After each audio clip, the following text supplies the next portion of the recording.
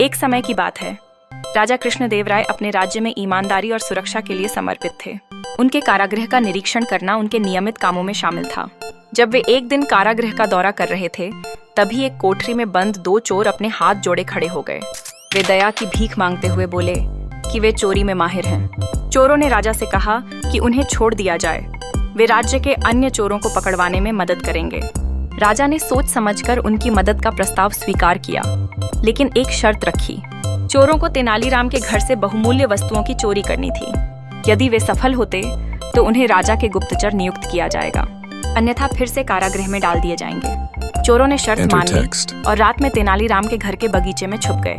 तेनालीराम अपनी तीव्र बुद्धि के साथ अचानक कुछ हलचल महसूस करते हुए बाहर निकले। उसने बिना कोई आभास दिए अपनी पत्नी को संकेत कर दिया कि चोर घर में घुस आए हैं। सब कुछ सामान्य दिखाते हुए उसने कहा कि उन्हें अपने जेवर और बहुमूल्य वस्तुएं कुएं में छिपा देनी चाहिए। चोरों ने यह सुनकर सोचा कि अब उनकी चोरी आसान होगी। रात होते ही चोर कुएं के पास गए और पानी निकालकर संदूक को बाहर लाने में जुट गए। जब उन्होंने संदूक खोला तो उनके चेहरे पर विस्मय का प्रभाव छा गया।